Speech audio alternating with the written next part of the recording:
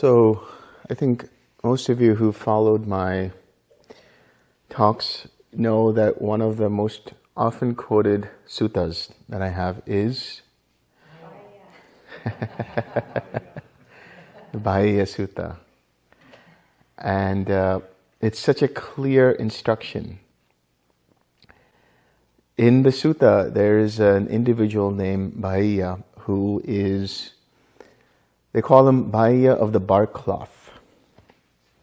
And he had a previous life where he was a monk of the Buddha Dharma. He was a student of a previous Buddha. And it happened to be that in this present life of his, he was, I think if I remember the story correctly, he was shipwrecked, found himself on the shore, had no clothes, so wore tree barks as clothes, and he was known as Bahiya of the bark cloth. Now there is some understanding that Bahiya probably had a deep understanding of the Upanishads. The Upanishads are Vedantic texts. They appear to be at the end of the Vedas. And the Vedas are a collection of various different hymns, liturgy, and different kinds of chants to the various devas. The devas and the even some of the yakshas and things like that. Anyway, the Upanishads are known as Vedanta because they are at the end of the Vedas, both chronologically as well as in terms of sequence, because they are the reflections of the Vedas in a philosophical way. And they talk about the idea that there is somebody behind the seer. So there is the eye behind the eye, the ear behind the ear, the nose behind the nose, the tongue behind the tongue, the body behind the body, and the mind behind the mind. That there is one who sees, the seer behind the eyes, the hearer behind the ears, and so on and so forth. And so this idea is that this is what is known as Atman. It is that which is the seer, the doer, the experiencer, and so on. And so Bahiya had this idea and contemplated on it and meditated on it for a while. And he came to the conclusion that he was fully awakened. But there was a deva who apparently was a relative of his in a previous life or whatever it might be. And he said to him, no, you're not fully awakened. You still need some pointers. So he said, who can I go to? Go to the Buddha and he will give you full awakening. He will give you the path to full awakening. So Bahiya searches out for the Buddha, the present Buddha, Gautama. And he tells him that, Venerable Sir, will you give me your teaching in short, such that I may be able to understand it, lest I die at some point. I want the teaching immediately. And the Buddha says, come back later, I'm on my lunch break. He tells him, this is not the appropriate time, I'm going out for my alms round. And again, Bahiya says, I might die in the next very moment if you can just give me one teaching, please. And so when you request the Buddha 3 times, he has to give it to you. So he did. And finally the Buddha said, okay, he laid his bowl aside and he said to Bahiya, all right, Bahiya, you should train thus. In regards to the seen, there's only the seen. In regards to the heard, there's only the heard. In the sensing, there's only the sensed. In the cognizing, there's only the cognized. When, Bahiya, you are not by that, then, Bahiya, you are not in that. And when you are not in that, you are neither in it, outside of it, or between the two. Antra. So this is the end of suffering. It's such an interesting piece of training. In the seeing, there's only the seen. In the hearing, there's only the heard. And it's perfect for Bahiya. Why? Because he had this view that there is a seer behind the seen. There is a hearer behind the heard. There is an experiencer behind the experience. That is the Atman. And the Buddha said, just the seeing is happening. Just the experiencing is happening. No you in it, no you before it, no you after it. When you see this, that is the end of suffering. And so, as the story goes, Bahiya contemplated this and became fully awakened, and then was walking down the road and was hit by an ox, by a bull. And so he died, and the monks gathered around and asked the Buddha, what shall we do with his body? And he said, or where is Bahiya, and what shall we do with his body? And the Buddha said, Bahiya is now an Arhat, which means there is no trace of him anywhere in these different realms. And so you may honor his body in the way you would of a fully realized one, an Arhat, or a disciple of the Buddha. So this sutta I'm about to read is an elaboration on that. It is Samyutta Nikaya 35.95. It's known as the Malunkyaputta Sutta. Then the Venerable Malunkyaputta approached the Blessed One and said to him, Venerable Sir, it would be good if the Blessed One would teach me the Dhamma in brief, so that having heard the Dhamma from the Blessed One, I might dwell alone, withdrawn, diligent, ardent, and resolute. Hear now, Malunkyaputta, what should I say to the young bhikkhus when a bhikkhu like you, old, aged, burdened with years, advanced in life, come to the last stage, asks me for an exhortation in brief? So here the Buddha is actually doing two things. He's pointing out to the younger monks that here is somebody advanced in years and they are in the last stage of life. So don't wait until the last stage in order to understand the Dhamma and come to full awakening. And at the same time, he's also commending Malunkyaputta for realizing that he still requires the true Dhamma, the understanding of the Dhamma.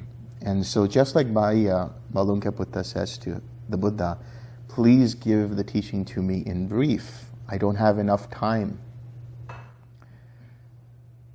Although, Venerable Sir, I am old, aged, burdened with years, advanced in life, come to the last stage, let the Blessed One teach me the Dhamma in brief. Let the Fortunate One teach me the Dhamma in brief. Perhaps I may understand the meaning of the Blessed One's statement. Perhaps I may become an heir to the Blessed One's statement. So the Buddha says, what do you think, Malunkyaputta? Do you have any desire, lust, or affection for those forms cognizable by the eye that you have not seen and never saw before, that you do not see and would not think might be seen? That's an interesting question. So let's break that down. So he's asking, would you have any kind of craving for any forms that are cognizable by the eye that you've never seen or that you do not see, or that you would not think might be seen? In other words, out of sight, out of mind. Right? If you are not experiencing that particular form or that particular sound or that particular odor or that particular tangible or that particular thought, if it's not present through one of your sense bases, would craving arise? No, it would not arise, because craving is conditioned by feeling.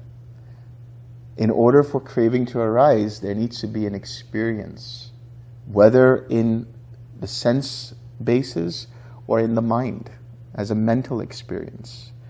The mind may imagine of forms cognizable by the eye, of sounds cognizable by the ear, and so on and so forth. And craving can arise due to that imagination.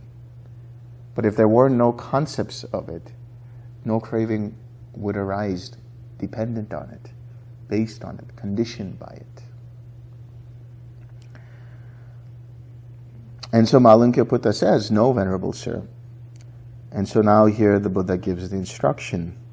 Here, Malunkyaputta, regarding things seen, heard, sensed, cognized by you, in the seen there will be merely the seen. In the heard there will be merely the heard. In the sensed there will be merely the sensed.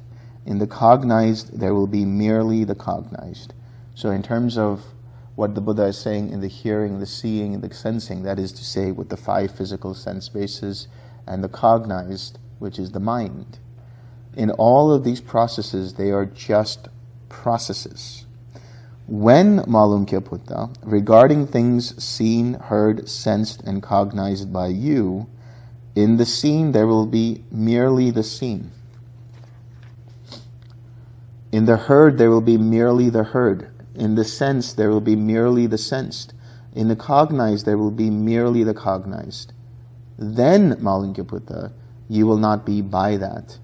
When you are not by that, then you will not be therein. When, Malunkyaputta, you are not therein, then you will be neither here, nor beyond, nor in between the two. This itself is the end of suffering. So again, he's given him the same instructions. So what is he talking about? This is what Malunkyaputta says. I understand in detail, Venerable Sir, the meaning of what was stated by the Blessed One in brief. So now he's going to elaborate it for us. Having seen a form with mindfulness muddled, attending to the pleasing sign, one experiences it with infatuated mind and remains tightly holding to it. Many feelings flourish within, originating from the visible form, covetousness and annoyance as well, by which one's mind becomes disturbed. For one who accumulates suffering thus, Nibbāna is said to be far away. Same with having heard a sound, smelt an odor, enjoyed a taste, felt a contact, having known an object with mindfulness muddled, attending to the pleasing sign, one experiences it with infatuated mind and remains tightly holding to it. Many feelings flourish within, originating from those objects, covetousness and annoyance as well, by which one's mind becomes disturbed. For one who accumulates suffering, thus Nibbāna is said to be far away. So all of this was in verse form. Let's break this down. So the idea here is when you're having an experience, when I say experience, I'm using that as a translation for Vedana. Vedana is usually translated as feeling. And a feeling has a feeling tone. That is, it can be pleasant, it can be unpleasant, and it can be neither pleasant nor unpleasant.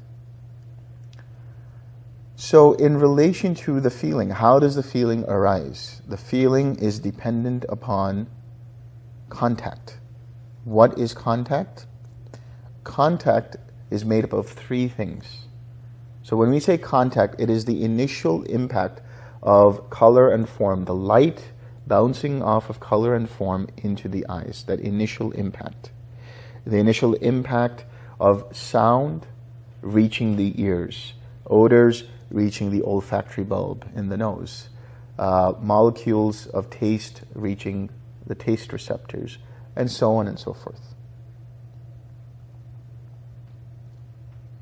It just got dark suddenly. With clouds. So this contact, initial contact, or initial impact is known as contact. And contact is made up of 3 things. It's made up of the sense base, so the eyes, the ears, the nose, the tongue, the body, or the mind. The sense base object, so color and form, sounds, odors, tastes, tangibles, and thoughts, or mental objects. And it's made up of the corresponding sense-based consciousness. The eye consciousness, ear consciousness, nose consciousness, tongue consciousness, body consciousness, mind consciousness. What is contact? Contact is when these two, the sense-based object, sense-based and the sense-based object meet, and there's a corresponding sense-based consciousness, and these three have the contact which results in that particular sense feeling. So in seeing, in hearing, in smelling, in tasting, in touching, in thinking or cognizing. So this eye consciousness or ear consciousness or any sense-based consciousness is resulting from where we place our attention. Right now, all of you are looking at me. You're listening to me, I hope, and you're cognizing what is being said. So in seeing me, there is light bouncing off of me into your eyes. There's my sound, my voice, the sound waves touching your ears. And then your mind conceptualizes what is being said.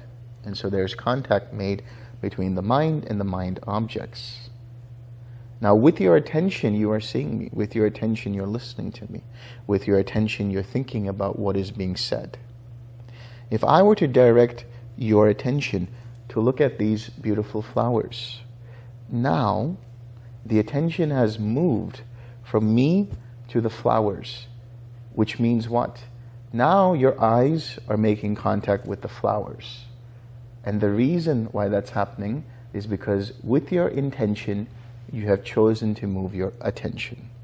And the corresponding eye consciousness dependent upon the flowers meeting with your eyes arises. A new eye consciousness arises. You can stop looking at the flowers now.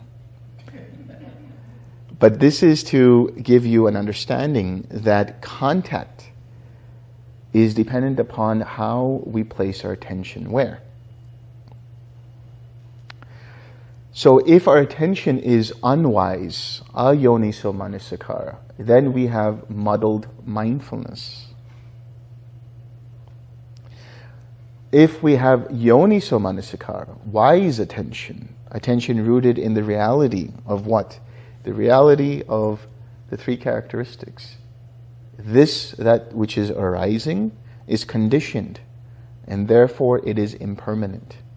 That which is impermanent is liable to cause suffering, even if it is a happy experience, because ultimately that happy experience is impermanent. Therefore, that which is impermanent, liable to cause suffering, is not me, not mine, not myself, is anatta. When I'm able to see in this way, I don't necessarily have to be like what I'm doing right now. This is anatta, this is impermanent. You don't have to do that. You just rest in the presence of mind, in mindfulness that is present, aware, ardent, and resolute. In other words, you have yoniso manasikara. When your attention is not befuddled by ignorance and conceit and craving, then the contact that arises is said to be pure. And by that pure contact, the feeling that arises is just purely karmic in nature, which is to say, it is vipaka. It is the fruit of previous actions. It is old karma to be experienced. Which is why when the mindfulness is muddled, when the mindfulness has I in it, when the mindfulness is not present, when the three characteristics are not observed in this way, when one has lack of mindfulness of the Four Noble Truths, all of these things I've just said are one and the same thing. Just depends on how you want to utilize it. You don't have to do all of these things all at once. As long as you have presence of mind to understand what is arising in this moment and seeing it as an impersonal process, then there's no way you can hold on to it. But if the mind does that, as he says, one having attended to, paying attention to the pleasing sign with mindfulness muddled, he experiences it with infatuated mind. What do we mean by infatuated mind? A mind with craving. A mind that says, this belongs to me, or this affects me in some way. And he remains tightly holding on to it. He takes ownership of it. And from there, many feelings flourish within, originating from that experience. Covetousness and annoyance as well. What do we mean by that? Craving and aversion. By which one's mind becomes disturbed, agitated, restless, clinging, becoming, mentally proliferating. For one who accumulates suffering, thus, this is how suffering is accumulated. This is how karma is accumulated. For one with muddled mindfulness, their attention is grasping towards the experience as me, mine, or myself. And when they do this, there arises craving. One or more of the anusayas, the 7 underlying tendencies, can arise. If it's a pleasing or pleasant experience, there can arise the underlying tendency towards craving, towards wanting to hold on to it, to wanting it to continue. If it is an unpleasant experience, there's an underlying tendency towards aversion. I don't like this. Take it away from me. The initial reaction that this is unpleasant is the perception. But then the after that, the clinging or the mind pushing it away is the underlying tendency to aversion. There can be the underlying tendency towards ignorance, where the mind has complete lack of attention of whatever is arising. Or towards conceit, where the mind takes that as something that needs to be me, mine, or myself, where the mind compares it. This feeling is better than that person's feeling, or this experience is better than that person's experience, or I'm worse off than that person's experience. All of these things are the underlying tendency to conceit, the underlying tendency towards becoming, where the mind says, I want to hold on to this and control where this goes, the outcome of what this becomes for me. The underlying tendency towards doubt, which is the lack of discernment, whether this experience is leading to a wholesome state or an unwholesome state. The underlying tendency towards views, where the mind says, I have an opinion about this particular experience. I identify it with a self-view, or I make concepts around this particular experience. So these are some of the underlying tendencies that can arise when the mind has lack of mindfulness of every experience that arises. And from there, craving arises. And from that craving, clinging arises. From that clinging, becoming arises. So craving, clinging, and becoming. Craving is the obsessive mind to control the experience by holding on to it, pushing it away, or identifying with it, making it all about me, mine, or myself.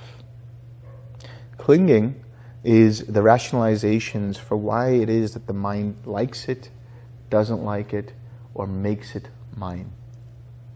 Becoming are the habitual tendencies, the library of initial reactions that the mind has towards that particular experience. So for example, somebody says something to you that is unwholesome, or says something about you that is unwholesome. Because you may have experienced something similar in a past moment, you have a series of actions that you've produced before, reactions. And so the mind has a library of these. And it almost automatically gears towards, inclines towards those particular reactions when there is no mindfulness. And it selects one of those which builds up this personality, leading to what is known as birth of action, birth of karmic action, birth of new karma. Because in that process, suffering accumulates.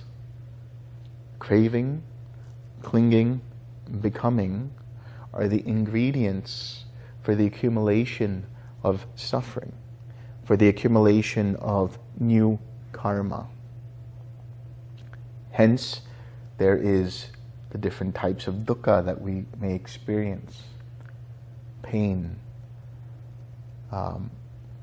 old age, disease, death, despair, sorrow, lamentation, grief, all of those things may arise as the vipaka, the result of that new action that we produce, dependent upon the becoming, dependent upon the clinging, dependent upon the craving, dependent upon the underlying tendencies, underlying the experience, dependent upon the mind taking it personally, dependent upon the mind having lack of mindfulness or muddled mindfulness, dependent upon the mind having lack of wise attention.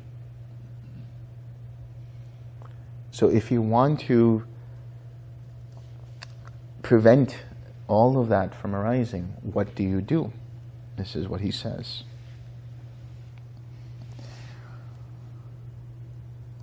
One fares mindfully in such a way that even as one sees the form, or hears the sound, or smells the odor, or enjoys the taste, or feels a tangible, or knows a mental object, and while one undergoes a feeling, in other words, there is a contact that arises, right? The attention is there, and then there is an experience, a feeling that arises. And while one undergoes that feeling, has that experience, suffering or karma is exhausted, not built up. For one dismantling suffering thus, Nibbāna is said to be close by. So I'll repeat that again. One fares mindfully in such a way. What does that mean? One fares mindfully in such a way. One has yoniso manasikara, wise attention, wise reflection. This is not me, this is not mine, this is not myself. Sees the impersonal process. Has the presence of mind to see it as it actually is. That even as one has the sensual experience, the sensory-based experience, or the mental experience, and while one undergoes the experience or the feeling, suffering is exhausted, not built up. Because all karma is to be felt. This is why the Buddha asked in the beginning, if you were not to see a particular form, if you had not seen that particular form, if you were not to see that particular form, or if you were not to imagine that particular form, could craving arise? No. But because you see it, because you experience it, because you hear the sound, smell the odor, taste the flavors, feel the tangible, or think that thought, cognize that thought, because you do these things, there is an exhaustion of karma. There's another sutta in which the Buddha talks about this. Old karma is to be felt and experienced. There is no other way for you to exhaust karma but to go through it when the causes and conditions are ripe. Now, listen carefully, that does not mean that for one to be fully awakened or for one to experience Nibbāna, that once one is fully awakened, that in order for one to have final Nibbāna, that all the karma needs to be exhausted. That's not what we're talking about here. What the Buddha is saying is that when the causes and conditions come together in the way that they do, there is the potential for karma to arise.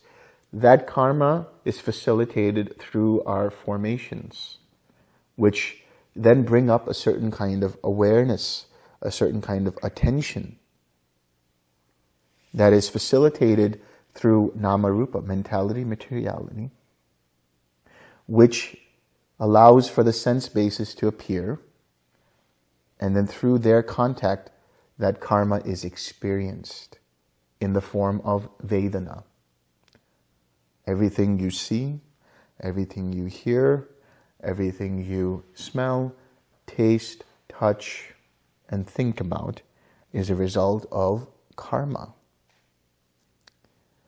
Of course, this is not the absolutist view, because the Buddha does warrant for things like mishaps, things like climate, things like the environment, like accidents, and certain diseases of the body, which are not karmic in nature, which just arise because of imbalances in the body. But in terms of understanding karma and suffering, which are one and the same thing, because it is karma which keeps the wheel of rebirth running. We don't learn from that karma. We don't understand that we need to just let go of identifying with that karma. So we have the experience fully, but we don't cling to it with the I, with me, mine, or myself. And when we don't do that, then it is just an experience. It is just in the seen, there is the seen. In the heard, there is only the heard. In the sense, there's only the sensed. In the cognized, there's only the cognized.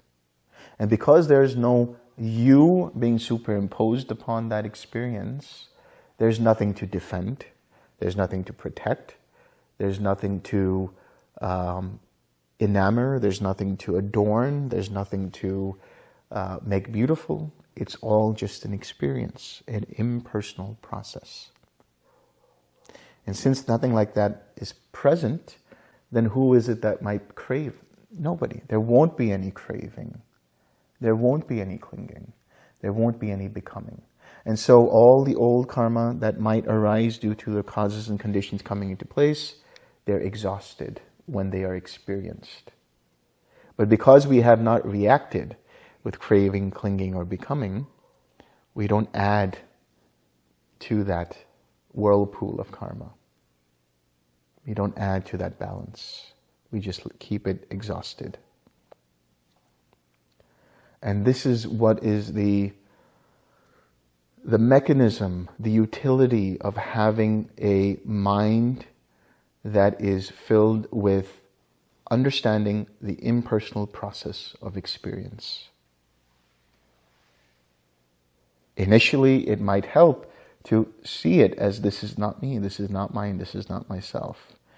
Initially, it might help to see it as an impersonal process intellectually.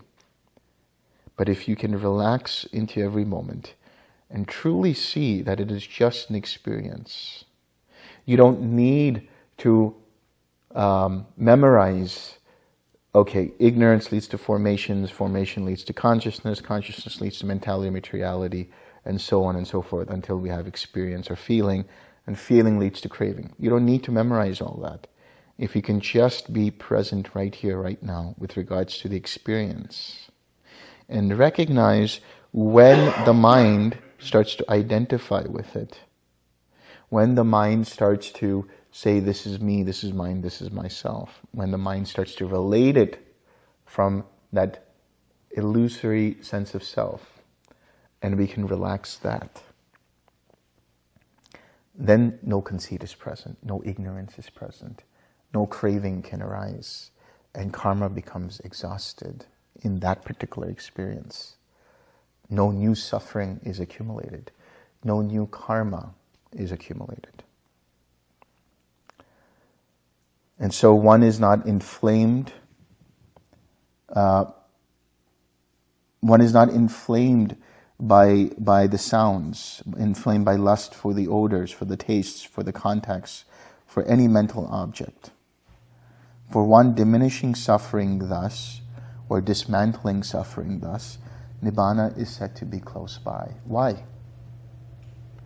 Because once you realize that it's an impersonal process, you don't take it seriously.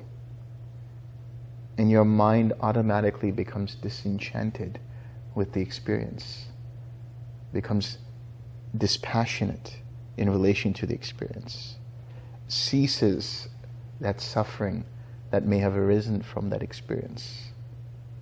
And thereby, having done all of that, experiences Nibbāna. For this is peaceful, this is sublime, that is the stilling of all activities, the letting go of all acquisitions, the destruction of craving, dispassion, cessation, Nibbāna. It is in such a way, Venerable Sir, that I understand in detail the meaning of what was stated by the Blessed One in brief. Good, good, Malunkyaputta. It is good that you understand in detail the meaning of what was stated by me in brief. It is in such a way, Malunkyaputta, that the meaning of what was stated by me in brief should be understood in detail. Then the Venerable Malunkyaputta, having delighted and rejoiced in the Blessed One's words, rose from his seat, and after paying homage to the Blessed One, keeping him on his right, he departed. Then dwelling alone, withdrawn, diligent, ardent, and resolute, the Venerable Malunkyaputta, by realizing it for himself with direct knowledge, in this very life, entered and dwelled in that unsurpassed goal of the holy life, for the sake of which clansmen rightly go forth from the household life into homelessness. He directly knew, destroyed his birth. The holy life has been lived. What had to be done has been done. There is no more for this state of being. And the Venerable Malunkyaputta became one of the Arahats. Okay, we'll share some merit now.